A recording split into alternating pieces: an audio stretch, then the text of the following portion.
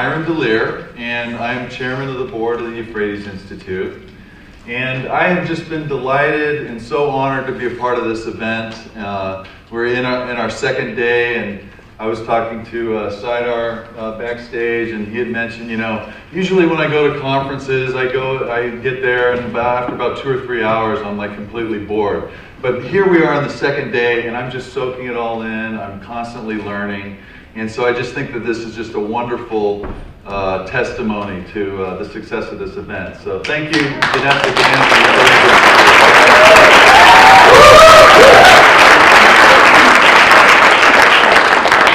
So this is the inaugural 2011 Warriors for Peace class with the Euphrates Institute, and I just wanted to speak briefly on what is peacemaking, what is peace, and to me, peacemaking is built upon the golden rule, and empathy is really the embodiment and the lifeblood of the golden rule. And I think we all understand as individuals what it's like to act out the golden rule. You know, if somebody comes up and punches you, that's not a good thing. So you as an individual don't necessarily want to punch somebody else. And it's something that we can all own, so to speak.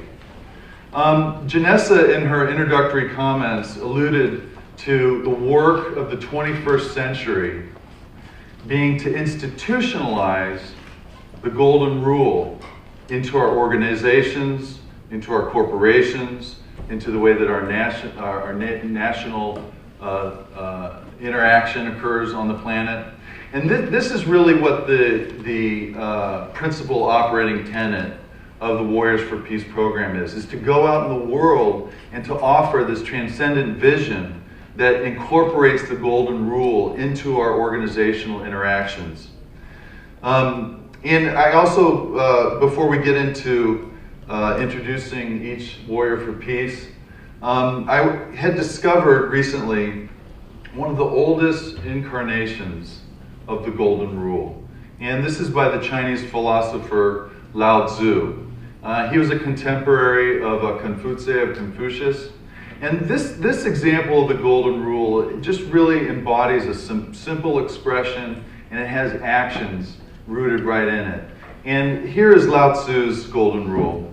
Treat those who are good with goodness, and also treat those who are not good with goodness. Thus goodness is attained.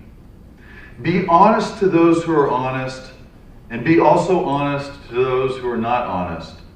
Thus honesty is attained. So wrapped right within his framework is actions and conflict and resolution of conflict. And that's what's so beautiful about that. Now, I want to make this session as interactive as possible. So if the spirit moves any one of you, we have a nice intimate group here. If you want to interject and you have some observation and you want to ask a question, just go right ahead and jump right into the conversation. But what we're going to do is we're going to have each of the Warriors for Peace talk a little bit about their work. And the operative question that we're going to be metabolizing in this session is, what must we do individually and collectively in order to have a more peaceful world? What am I doing in my own life? So this kind of speaks to some of what we were discussing in the World Cafe discussions as well. So I'm going to start with Traci Fenton, and just describe what work you do, Traci, and the ball is yours. We always have to start with the blonde chick for some reason. But do not be fooled. My name, Traci, actually means warrior. And I only recently learned that. And my Native American name, which I was given as a child, not because I have any Native American in me, but because this thing my parents did, was Mourning Dove. And we all know that dove is a symbol of peace. So it's very fun for me to finally be with my tribe and my fellow Warriors for Peace. And it's such an outstanding group, and I'm honored to be with all of you. And Janessa and team, absolutely outstanding job. So yes, I'm Traci Fenton. I'm the founder and CEO of World Blue. And my own journey, my individual transformation we've been talking about this morning, from the individual to the collective, really started for me when I was a student here at Princeton. in my senior year in 1997. And I was asked to be the director of the Public Affairs Conference here, which is the oldest student-run conference in the country. And I had asked the student team I was working with, I said, all right guys, let's come up with an idea that's going to be really cutting edge, really outside the box, really inspiring to do the conference on. And after months and months of brainstorming, they came back to me and they said, Traci, we've come up with the perfect idea. I said, great, I can't wait to hear it, tell me. Democracy. And I was like, democracy? That's like politics, it's old school, like all those old white guys. What are you talking about? It's the worst idea I've ever heard. Really bad leadership moment, okay? Don't do that. And but they started to talk with me more and more about this idea.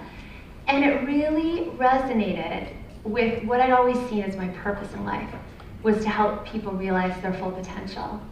And I thought, oh my gosh, I think that's what democracy is about, is creating this environment that allows people to become who they fully are meant to be.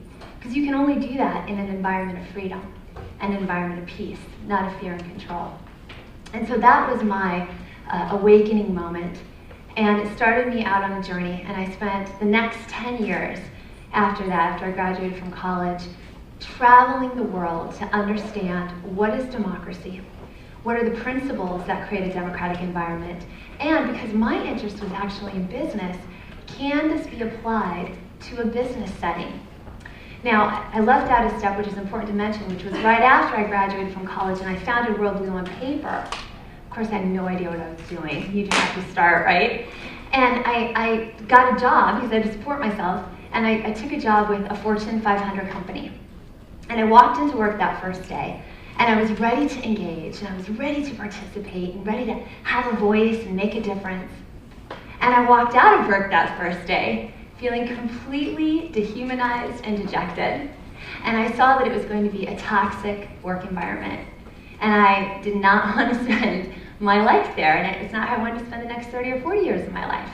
And I didn't think it was how anyone else should either. So that's why I resigned 4 months later. My boss said to me, I knew you were too smart to let yourself be treated the way we treat people here. I said, okay. And off I went. I spent 10 years really trying to understand how democracy could be applied to the business landscape, and came up with a framework of 10 principles, like transparency, accountability, choice, dialogue and listening, decentralization of power. And I really believe that when we create work environments that run on a democratic system rather than command and control, that is contributing to peace and creating peaceful environments. Research out of the University of Michigan shows quantitatively that when companies operate democratically, it actually increases the level of peace in the surrounding community. So it's now 15 years later. We went from an idea that God gave me to now we work with individual and organizational members in 60 countries around the world, and we've been honored by all the major business press, Wall Street Journal, New York Times, all those good ones, and I feel like the journey is just beginning. So it's been a transformative experience for me.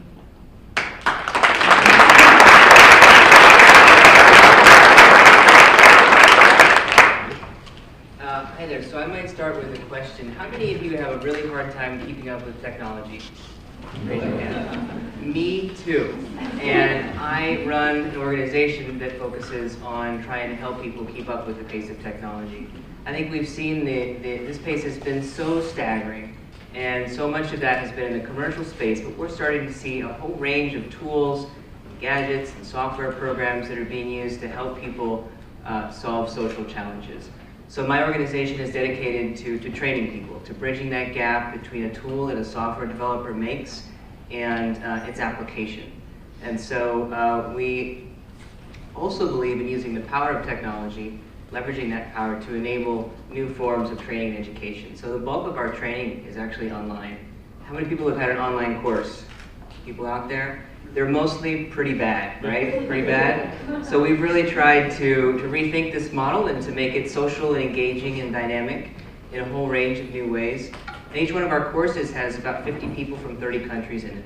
And so to give you a sense of the diversity that's represented, these are people that are working on the ground in some of the most challenging environments. And we teach courses in emergency management, or we teach courses in international development, but it's about building that capacity, giving actual tools and skills to people on the ground to be able to empower them. And I think with respect to the Middle East, there's certainly so much energy and enthusiasm around some of these social media tools that have been used to influence change. And I think that we will only begin to see an increase in their power and potential, but that can only happen with the right kind of training and tools.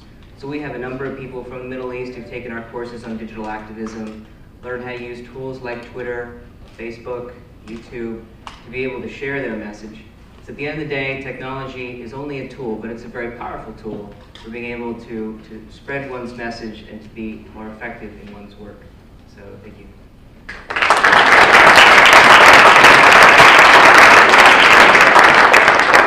Haidar Hadi. Hi everyone.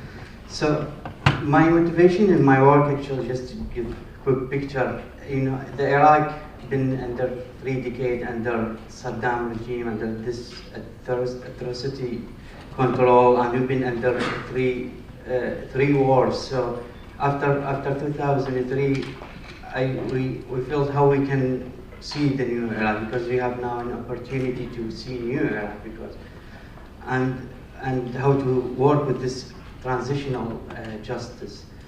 And that's how we start. I joined the Iraqi Memory Foundation, which the focus on our work to understand what happened during this 35 years, so we can move on and build a new Iraq. So we start working to document all the archive since 1968 to 2003, and see the violence and the brutal, and to do research on it, and to show to the people what happened at that time, and at the same time to honor the victims and the survival from that regime. We start even recording hundreds of hours with the Iraqi victims and the Iraqi survival that are survived from that regime, and that's my mainly work project. And with the piece, I'm thanking. I actually thank you, all the speakers that talked since yesterday and today about the peace, and each one have this perspective how we can find peace in ourselves. And I always told myself, if you want to talk about peace, you have to find it in yourself first, and then you can move on and talk to people. And what Professor Thomas, he said, whenever he want to build the solar, he tested it in his house, and then he go to people and talk about, and to convince them about the idea. And when I came here visiting United States, I saw people, when I met them, talk about Iraq. They don't have an idea about it. Even some people, actually, I was really surprised. They don't know they are in the United States. They are in Iraq now. I was really surprised. Yeah. So Haidar, your organization has done a lot of work to document a lot of the aspects of the war that has gone missing. So you're doing important historical work to talk about for the history of Iraq. Yeah, that's right. We have to understand, what happened before, so we can move on and see new Iraq with. We don't need to have another dictatorship taking control of Iraq. We have to understand how that's happened and why, and how it make it happen, so we can move on. And you had said to me that when the Iraq War happened, you were 22 years old, and after the fall of Saddam, you felt compelled that you have to be a part of bringing your country back up and be a part of that new system. Yeah, that's right. I mean, I was 22. I wasn't graduated from school, and we have the university was closed, and there's 10 days, and there's United States inside Iraq. I walk in the street and I saw convoy, through the street. I was thinking, wow, this is happening. I could not. It just wasn't believable one time in my to think is Saddam regime going to be take off from the country. And I saw myself there's an opportunity now actually to senior. I knew we have a huge opportunity to do that. So that's how I start working with it. Well, thank you for being a warrior for peace, Senator. Thank you.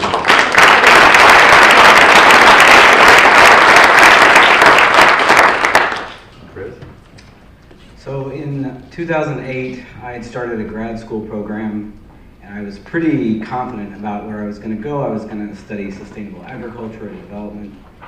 And when I first got there, we did a very intensive workshop on issues of social identity and justice and what's your identity? Who are you, and what is your role as a change agent? And it affected me a lot. It affected all of my peers, but it really got into the core of who I was. Even that first semester, I continued on that path, but it troubled me so much that I just couldn't continue the way I was going. I didn't want to leave school, but I wanted to change the direction. I got back to the core of who I was, which was somebody who was passionate about the Middle East, and especially in Palestine. And I was reading everything and listening, and I had friends, and I was like, but I haven't been there. I need to go. In order to speak with any honest authority about what the situation was actually like, I felt like I needed to be there. So I did some research, and I found a couple of programs, but Samuel Wad's organization, Holy Land Trust, has one program called Palestine Summer Encounter, where internationals can come in and be in Palestine, stay with families, explore, take classes, talk politics, and you can be there from a month to 3 months. And I signed up for the whole summer, and it just changed everything for me. I was put in a volunteer program with a woman who had just left an organization that was dealing with fair trade handicrafts because she believed that they were primarily not following the container for what fair trade actually should be.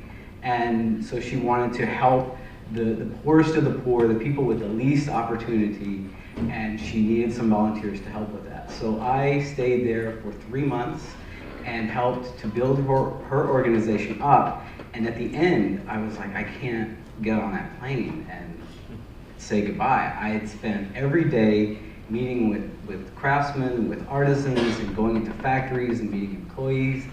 And I could not turn my back on those people, and not even in a sort of passive way to be involved by saying like, oh, I'll help you with the website or whatever. I felt like I had the ability and the time and the passion to really try and make a difference. So I was determined. I told my advisor, I'm like, I can't write about food anymore. And they were like, yeah, we understand. We know. We were reading your stuff all along. So,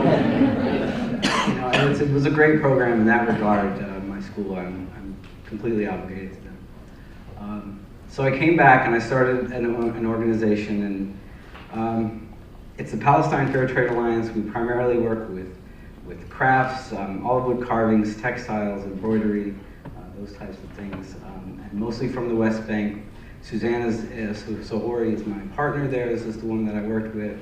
She's great. She's very, very dedicated to helping the people with the least opportunity.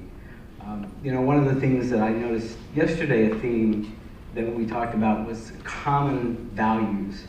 But I think you can go beyond that, and you can look at things that are traits that you understand within yourself.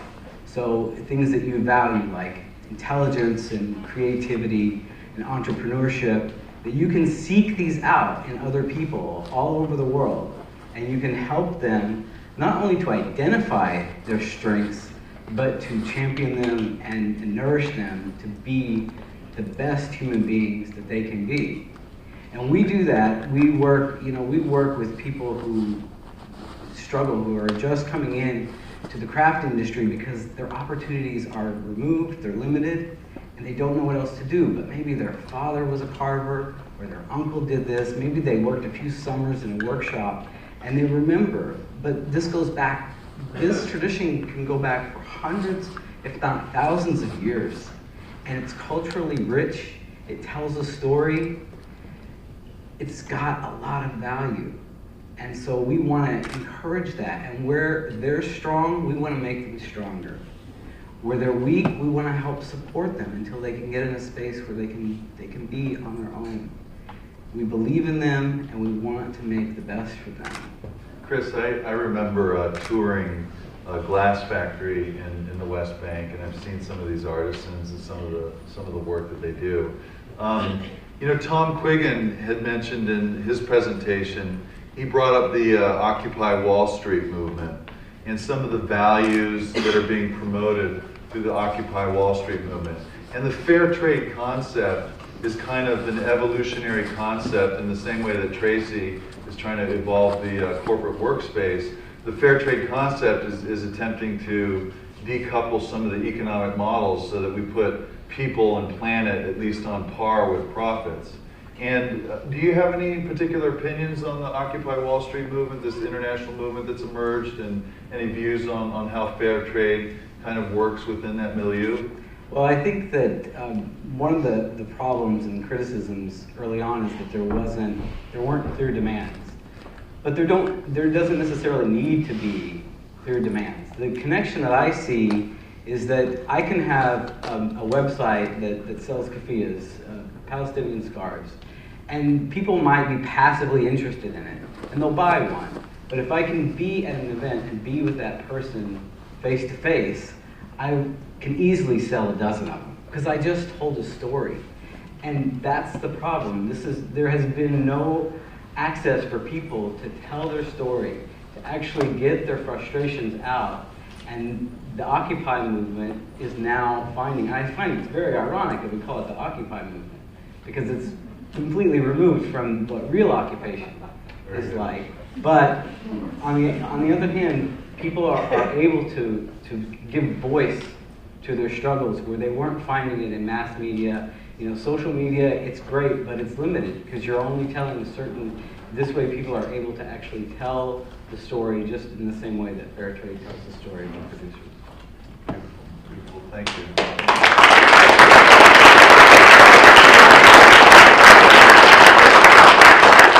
And I just want to remind you guys, if the spirit moves you, just jump in. You know, this is intended to be an interactive conversation. So, is there anything that's been kind of offered, put on the table that inspires anyone to offer a perspective, perhaps? Yes, Jordan. I just have a question for Traci. I like the microphone. I like the model that I'm hearing, which is there's no command and control. It's a shared democratic experience. But as someone who is involved in an organization, I think that you need leadership, and not everyone can be the CEO or the executive director. How do you deal with the need to have people who are responsible for things? Yeah, I mean, it's a common misperception that if you have democracy, you don't have leadership, when it's the exact opposite. When you look at it in a political sense, we still have a president, don't we? And it's the same in a company. You still have a CEO type role. But the idea there is that you create, one of the core principles is decentralization. And you create an environment in which leadership is decentralized so that every single person has the opportunity to lead, if only to lead themselves.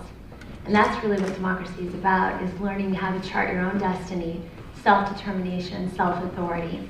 And then from there, you get the right people in the right seat on the bus. Of course, I'm a CEO of my company, so you still have leadership, very much so. In fact, you have distributed leadership. It's very effective. Thank you. Selma?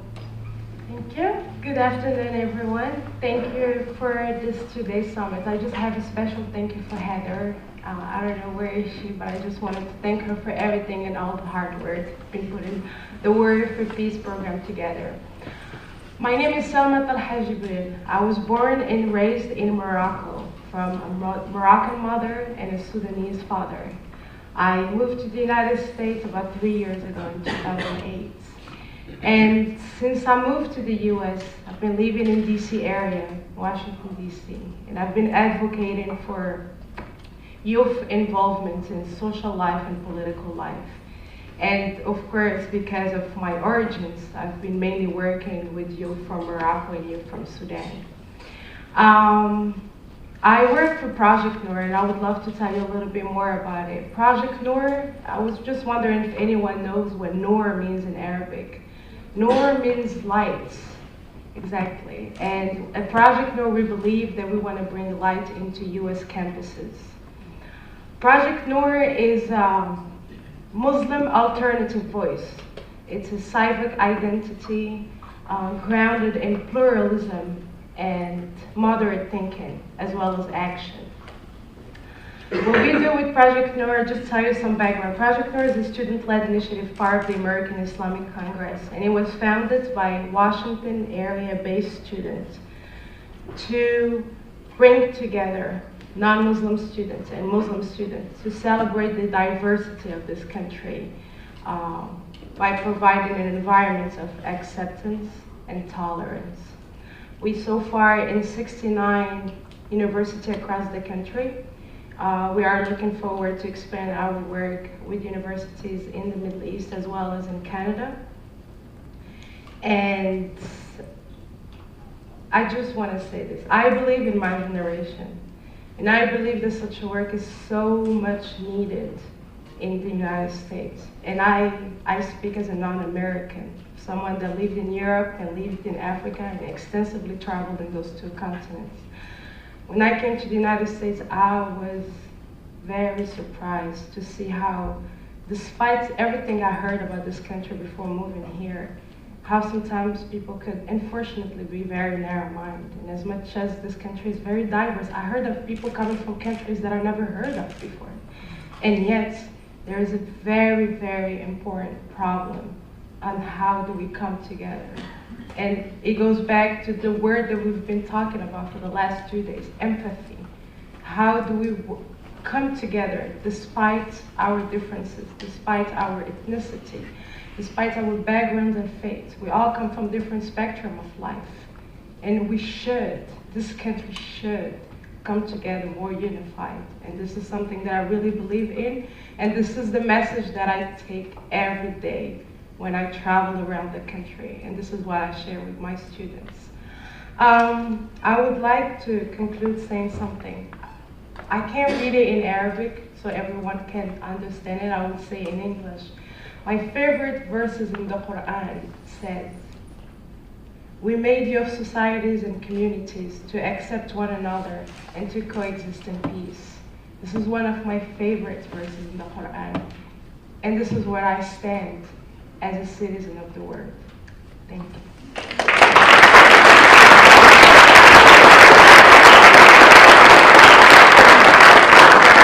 Yes, we have a question here in the back. Yeah. Thank you for standing up. The lights are a little bright. Thank you for the Noor, for the light. So my question really is in terms of strategy, because when we hear about unrest on college campuses, particularly on the West Coast, between militant Islamic voices and Jewish students, is there a way, or can you imagine a way that something like Noor could be a bigger voice? To create a moderate response that could kind of get out there and stop polarizing people around these very few hotspots that happen very infrequently but seem to take up an awful lot of news. Absolutely, indeed, there is a way. Again, let me just remind you that we've been, Project Noor was founded in 2007, so this is a baby growing. And looking at the long term, we do have a broader vision to empower all the students and give them all the necessary tools to bring different communities together. And the work comes on the ground by being there, speaking to the students of different faiths and telling them why do we think that they should join our movement. And actually, you'll be surprised, it's not even hard to convince them, because most of the students are aware that this is a very much needed work. We do partner with a lot of Jew organizations on campuses. And I can give you an example of events that we have every year. We participate in Yom Kippur, but we also do interfaith iftar, and this is one of our signature program in DC. It's usually hosted by the British Embassy. So we're trying, we're reaching as much as we can, and we hope that the student can reach back to us. If there is any organization on campus that you would like for me to get in touch with, please, I'll be more than happy to do so. Selma, do you find that the opinions and attitudes on campus are more open and less discriminatory than in the general population in regard to the anti-Sharia agenda and the Reverend Jones, I think the guy's name, who was doing all sorts of crazy political stunts and antics? Do you find that the values are more open on campus? Well, students by definition are more open because they are technology savvy, they know what's going on, they're very aware because of technology and social media. So even if they stand somewhere where their opinion might be very conservative, they are open to hear other opinions, which is not very often the case of the adults, unfortunately. And this is why I was saying I believe in my generation. It doesn't matter how not open you are to an idea. If we sit down in a one-on-one conversation, I might change. I'm not trying to change the way you're thinking because I respect your mind, but we'll just have a conversation with an open heart. And I do, it depends, to answer your question, it depends on which area in the country. Certain places, people are very open about our initiative, and we don't need really to do a lot of work to convince them. In other areas, it's a little more difficult. But again, it's all about the context where it's happening. The way we outreach in the Midwest is not the same way we outreach in the West Coast, and it's very not the same way we outreach in the East Coast. So it really depends. Well, thank you so much for your work. Thank you. Elias. Okay, thank you. All right. So my name is Elias. I'm from Bethlehem in Palestine. I work with Holy Land Trust since 5 years now in a department called Travel and Encounter. My background is actually tourism, so I don't know if many people will ask me like, this is like nothing to do with peace. But actually I was born and raised in Bethlehem during the first Intifada, in the first uprising in 1987. So I grew up in an area where we were not allowed to go to schools because the military used to close the schools at that time. And the only way that I met Israelis, it was like the Israeli soldiers and the Israeli military in the street. So I used to ask my family like, who are they and what they are doing here?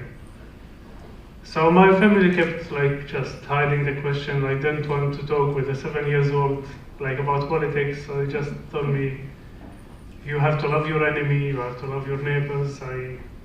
I come from like a Christian background, so they used to teach me how to love your enemy. So I finished high school in 1998, and then I decided to study tourism, unfortunately. That Palestinian being prepared, like we were preparing for the year 2000, and there was many tourists are like preparing to come to celebrate the millennium in Bethlehem. And I had a bad luck when I graduated in 2001. It was the beginning of the second Intifada, which was more violence and more killing in that time. So I didn't have opportunity to work in tourism. I worked like for 2 months in a travel agency, and I said, it's not like the right place for me to be. I don't want to sell tickets and just let people leave. So I was volunteering in the YMCA with a group of young people trying to bring the international awareness or like international attention about what's going on here in Palestine, and just to raise awareness about reality. So I heard about Holy Land Trust in 2007, and I applied for this position. And I found it's the best place for me to be there, to mix between tourism and activism. That we work in the Travel and Encounter to bring international groups and international people to meet local Palestinians, not even local Palestinians, but Israelis, to see the situation on the ground and just to experience the life and the situation from first hand. We've been doing this, I've been doing this since 5 years, but Holy Land Trust been doing this program from the year of 2000. So the idea or the vision of the Travel and Encounter to bring, to build bridges between international community and the local community in Palestine and Israel, and to meet people face to face and just to build a kind of relation between the internationals and the locals. Because you can read in the news and you can watch movies and you can see many films about Palestine and Israel and the conflict, but you never feel it and you just experience the life unless you come and live with the people. So this is like the real transformation on the people when they come and experience the life and they become family. So we have lots of programs that we offer for the international, even 10 days program that they come and meet local peace activists in Palestine and Israel. They meet refugee people, refugee camps. They visit refugee camps, and at the same time they visit settlements and they meet settlers. So we try to give them both sides, and we don't ask them to be pious for the Palestinians. We just give them the both sides, and we try them to make them pious for peace and justice. So as a young man who lives in Bethlehem now, I'm only fighting for not just to have a Palestinian state, but to have social justice and a human right. So this is what we are missing in these days. And this is one of the challenges that I was talking about that Holy Land Trust is trying to address. Is most of the Palestinians feel that the international community is far away from us, and they just look at us as the Palestinian terrorist, the Palestinian who kills the Israelis and who want to just suicide themselves.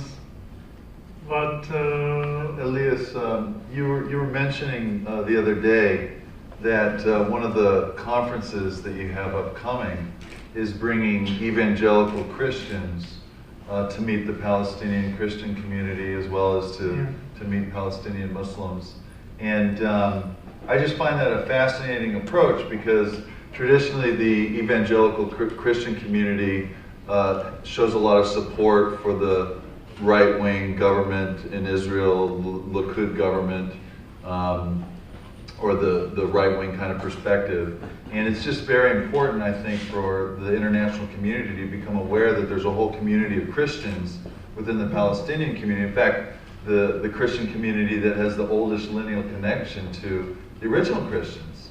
Yes. And so could you maybe speak about that conference a little bit? So we're doing a conference called, actually, Bethlehem Bible College in Bethlehem. They are doing a conference called Christ at the Checkpoint. We are doing this for the second year now in Christ at the Checkpoint. Christ at the Checkpoint.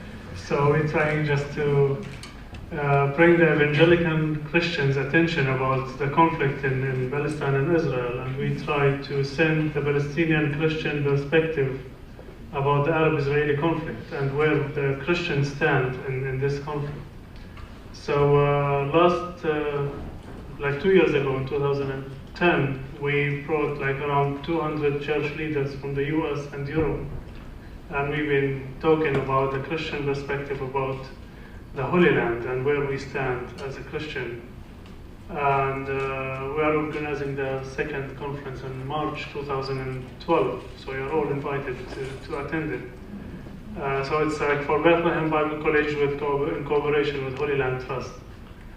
And so this is my perspective, as a Christian, we believe that the Holy Land is not a physical land that we are fighting for.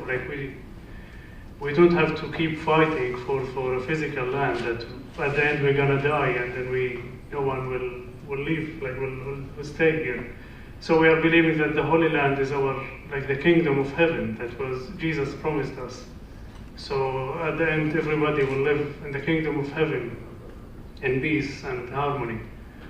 So that's the message from the Palestinian Christian that we are trying to send, that like it's the time for everybody to live in peace and justice and like in harmony. And this is also one of the challenges that in my first trip to the US was 5 years ago, that when I introduced myself to someone, like he asked me where are you from, I told him I'm from Palestine, and he said, Pakistan. So like they didn't even know about Palestinian, and they don't even know about Palestinian Christian. The first question they asked me about my religion, like when did you convert it? So like this is like what we are trying to do, just to raise awareness, and like lack of knowledge is something missing in today, like, and we're trying to address this challenges. Thank you so much for your service, Elias. Well,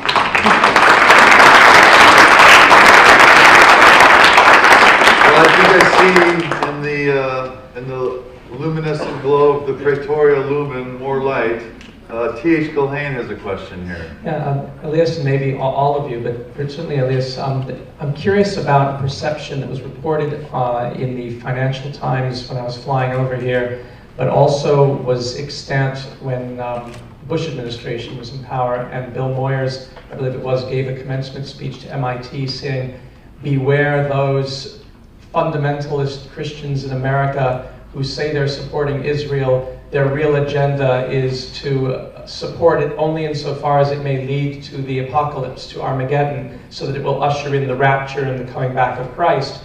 For Moyers to tell that to MIT at a time of great conflict was interesting, but now it's resurfaced from an Israeli author who wrote in the Financial Times saying, we do not appreciate the efforts of evangelicals coming and saying they're supporting a vision of Zionism, which ultimately would lead to a conflagration. How does the Arab Christian community respond to that? What kind of dialogue, if any, has gone on about that perception, which seems to be a reality? Yeah, like, it's good. So as a Palestinian Arab, like I feel it's, I don't know, I say that. But it's our responsibility, like, to send this message of peace and love to the international community. So the evangelical Christian are trying, like, to serve political interest, or like political agenda, yeah, in Israel. So if you are really Christian and you like believe in Jesus, like we have to work for, like, to work for peace and justice, not just to work for political agenda and to be biased for a side and another. I don't know if I got your question. You know, this idea of the second coming only able to happen if there is a war in the Middle East as predicted by the Bible. This is common perception here in America. So TH is, just to amplify his question, he's saying that there's a common perception in the context of eschatological or end times doctrine that an apocalypse is going to be necessary for the second coming of Christ. And do you ever have to walk through that ground dealing with evangelicals, or how do you process that dilemma as a Palestinian Christian? Yeah, like we all believe in the second coming, but it's not. We don't believe that the second coming will be after the Jewish will build the temple in Jerusalem. So we try to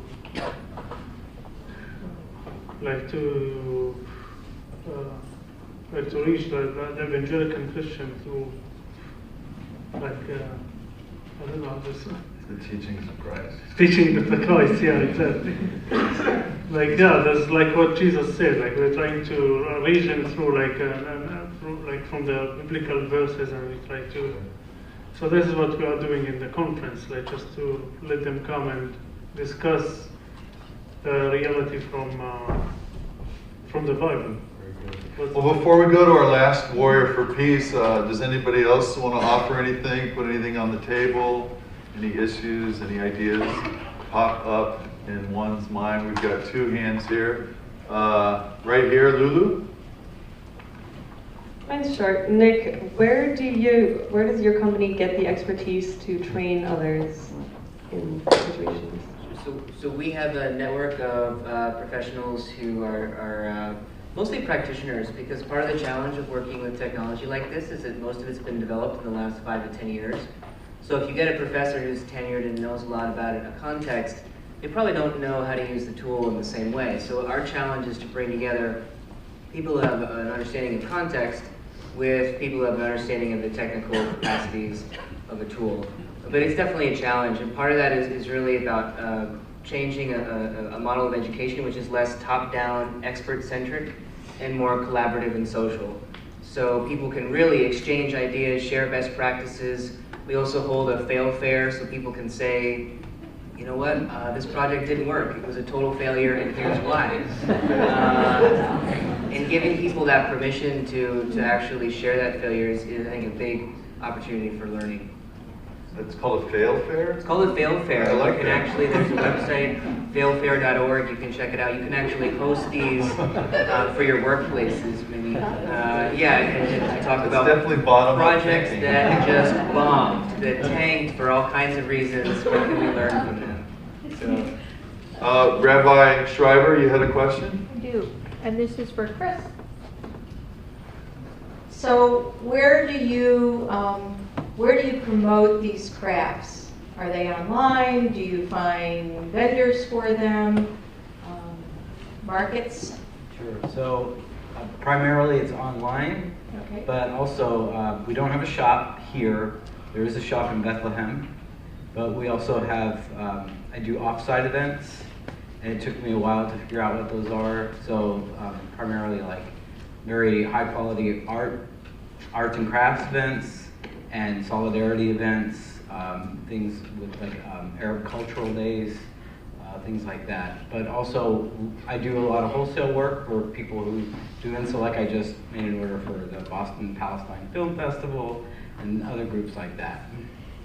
So a few years ago, when there was an embargo in Israel and tourism had dropped to almost nothing, there were people who were doing for Israeli craftsmen what you're doing with the Palestinians.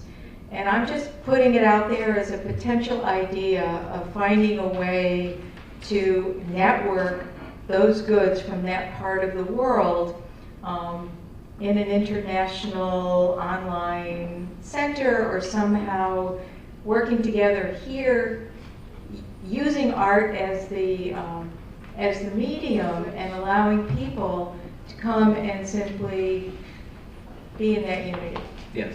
And you know, actually, surprisingly, my focus originally was very narrow, thinking of just like an American market. There were a couple of people who were doing some projects primarily in Europe, but also in Japan and some other places. But what I found is having a website really does open you up. And I've had a lot of orders internationally, even though I haven't really focused that. And it is somewhere that we can go forward, and especially with events and projects like this, to meet up with these great other people who are doing such great work. This can also support what we do, but also build on the people who are coming after us and working in parallel with us. Okay, so I'd like to give the baton to our last Warrior for Peace. Well, not the last Warrior for Peace, the last in the first class, last in the first class of the Warriors for Peace. Joseph Essex.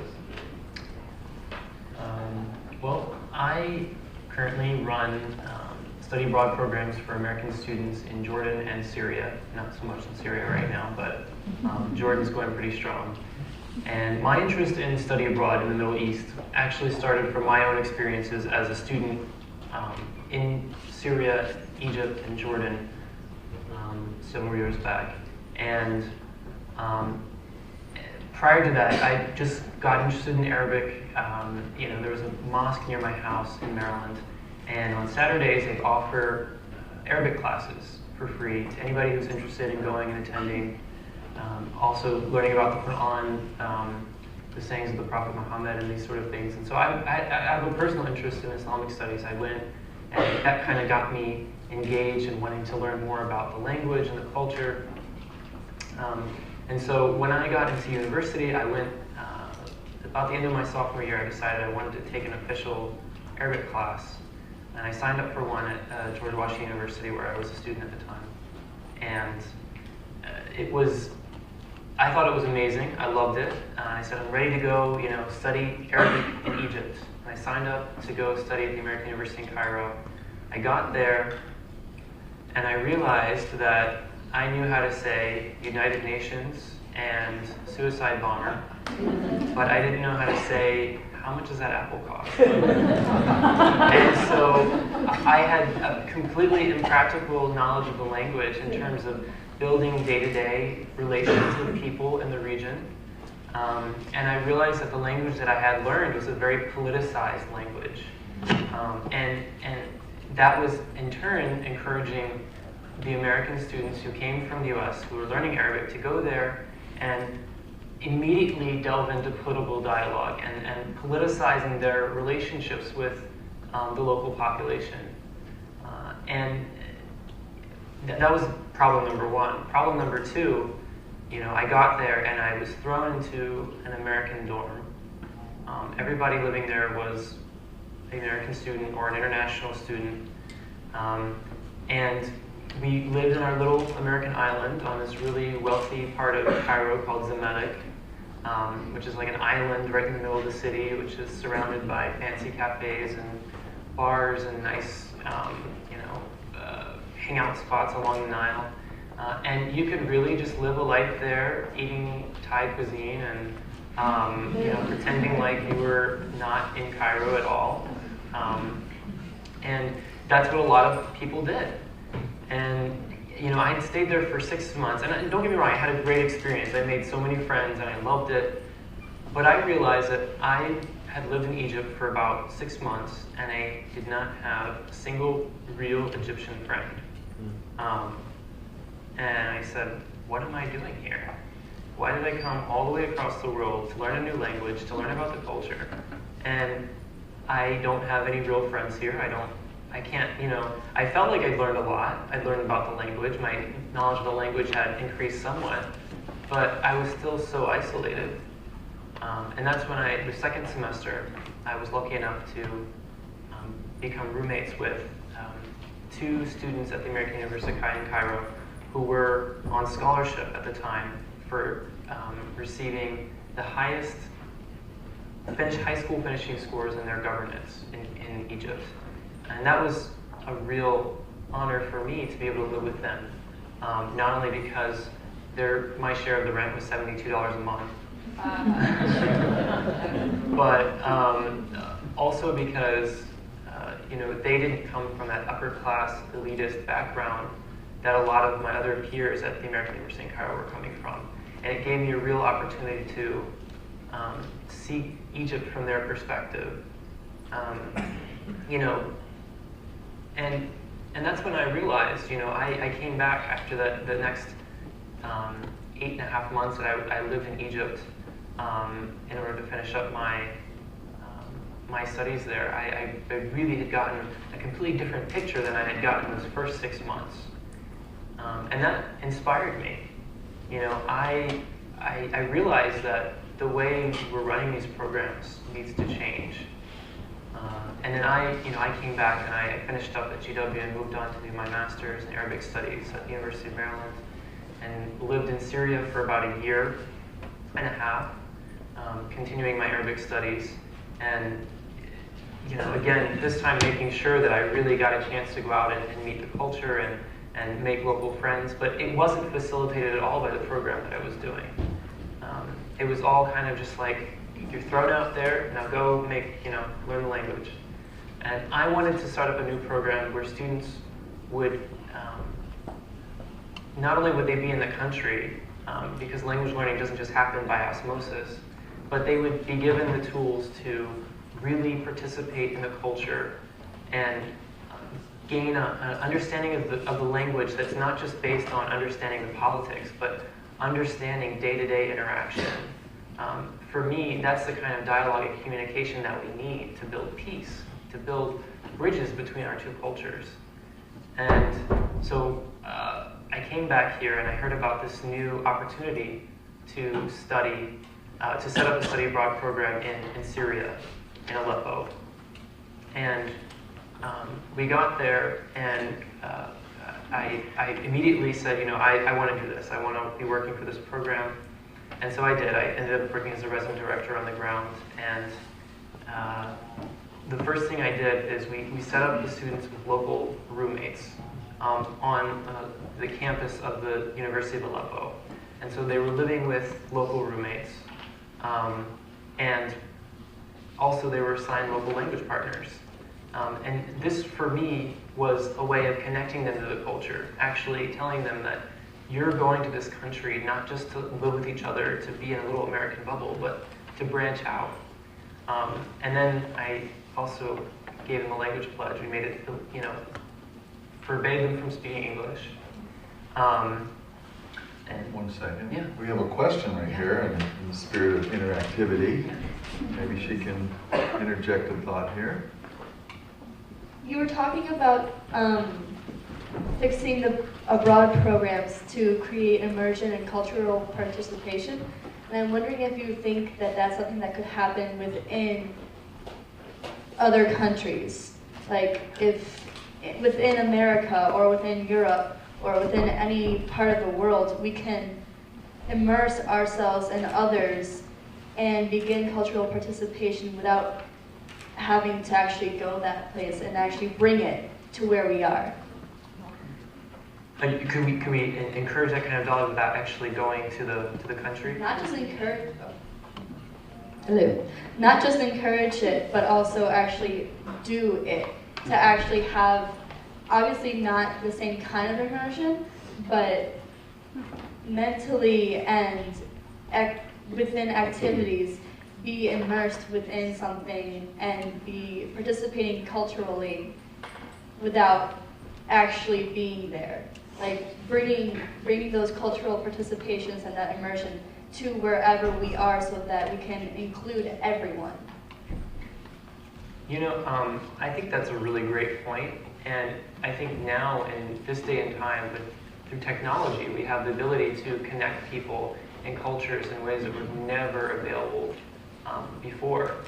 And that's one thing that we've actually been doing with students now. We've been talking about setting up video conferences between Jordanian and American students to just kind of have discussions. And it would all be held in Arabic. You know, this would be like for Arabic students here in the US that don't have the opportunity to travel abroad, giving them the chance to actually speak in the dialect, you know, via video conferences.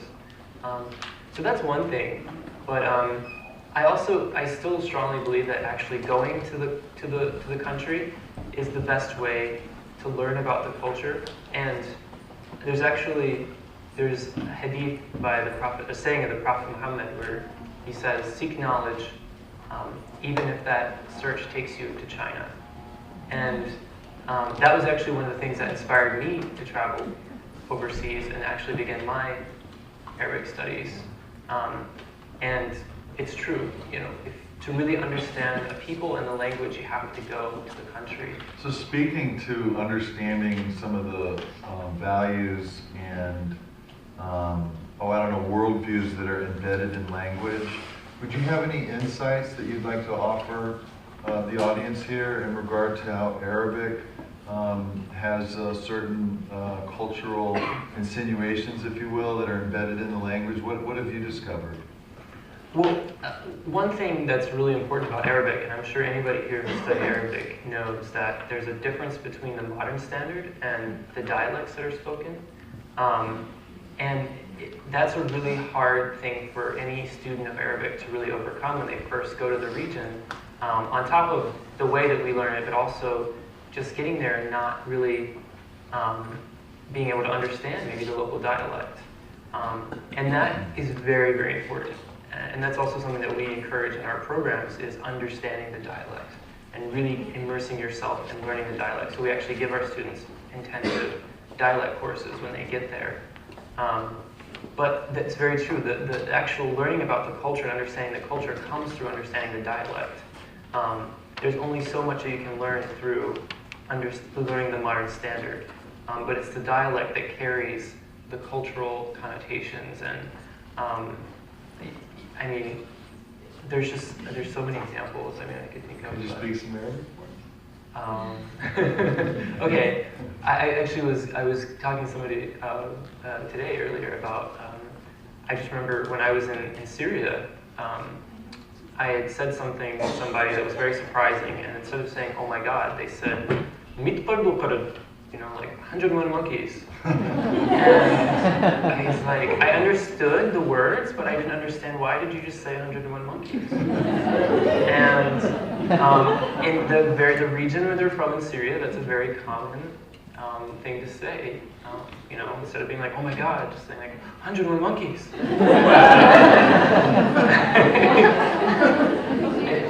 So, yeah. In St. Louis, we say, "We won the World Series." Are there any other questions? Does anybody want to chime in here? Yes, this lady over here. Hi, my question is for Haidar, actually. I've heard it said that history is written by the victors, and I think that it's really interesting that you're sort of reclaiming history to make Iraq the Iraqi people the true victors of, you know, what has been the situation there. And I'm wondering, you know, you mentioned that your work is surrounding the parts of the conflict that have been left out, and I'm really curious what you feel those conflicts, those aspects are that have been left out of, especially if you're familiar with, you know, the narrative around the conflict that's occurred in the U.S. particularly, but also in Iraq. Like, what are the parts that get left out? Could you please just say the first question? Oh, I'm sorry. So you mentioned that what your organization is trying to do is to talk about the parts or document the parts of the conflict that have been left out of what people are talking about popularly as history is being written. What are those things that you feel as someone who experienced the conflict are not being talked about enough?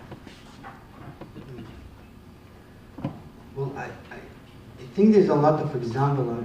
For me, even for me, one the first thing I was shocked when I went through it. There's the Ba'ath regime. They used to record every single student, only the male student, since 15 when he became a 15 age till 18 age, and I'm talking now in the whole Iraq. So each student, he has a record and his name, his where he's born, was his family background, is he friend with the regime or not? Did his family have some descendant or opposition?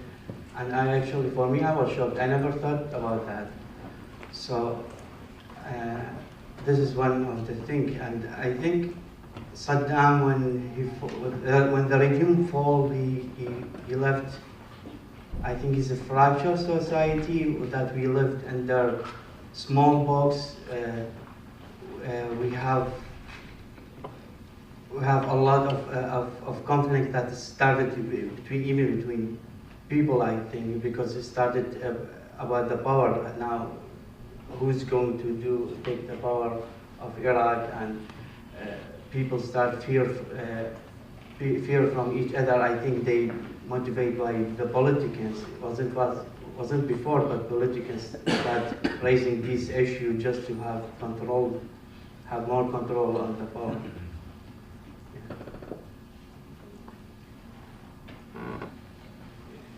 Yes, this gentleman right over here. Thank you all for speaking about what you've been doing. I'm really interested in, now that you're part of this Warriors for Peace class, how you have come together, and if there have been any kind of ideas for collaboration, and how you're going to move forward as a class group. Well, I think one of the aspects of this conference is planting a lot of seeds that will bear fruit in the future in a compound sense as the years roll on. I mean, I know I've got a stack of business cards this tall so far, and certainly with the electronic communication tools, you know, everybody's going to stay in touch, and I know that that's one of the visions that Janessa has for the organization, is to bring people together. And I'd invite you, I mean, if you feel like any of these stories inspire you, I mean, I know they inspire you, you know, come up and talk to these folks and get their contact information and start torturing them electronically, you know, and that kind of interlocution will bear fruit in the future. Also, just to add to that, we all worked together on Wednesday and spent all day together, and tomorrow we're going to be together to figure out what that answer is going to be to your question. So stay tuned, I guess. And there will be lots of announcements and promotional material that will be going forth that will keep our network updated as to the progress of Warriors for Peace, individually as well as collectively. Yes, ma'am, right here. It's Barbara.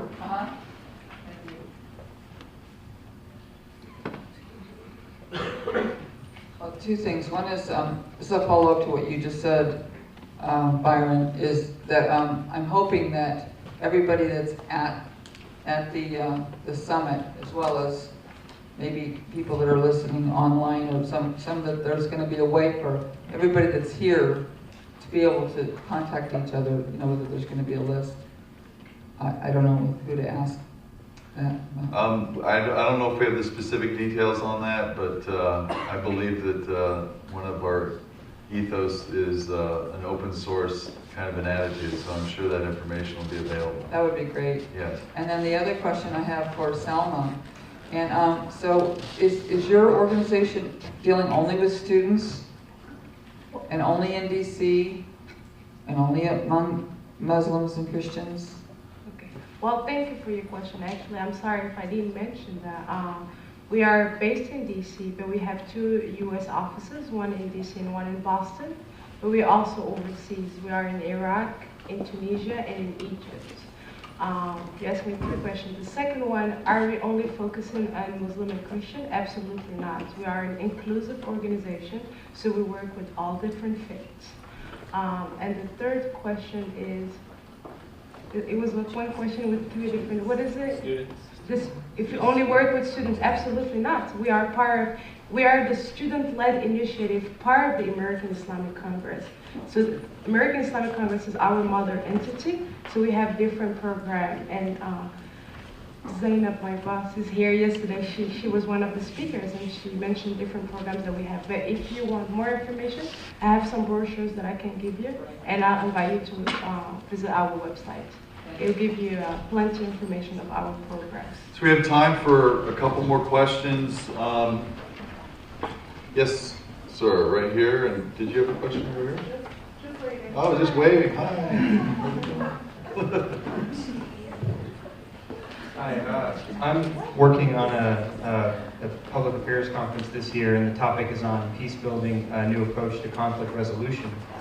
And I am the co-director for off-campus delegates, and so I'm trying to get delegates to come on campus to see this new conference. And I was wondering if any of you know anyone who would be interested in attending a conference on peace building. And if you have any ideas of possible people who would be interested, and if we could share contact information, that'd be great. That might be something that we could coordinate after, unless anybody has anything that they'd like to offer. Well, I want to thank everyone for being witness to our inaugural Euphrates Institute Warriors for Peace class.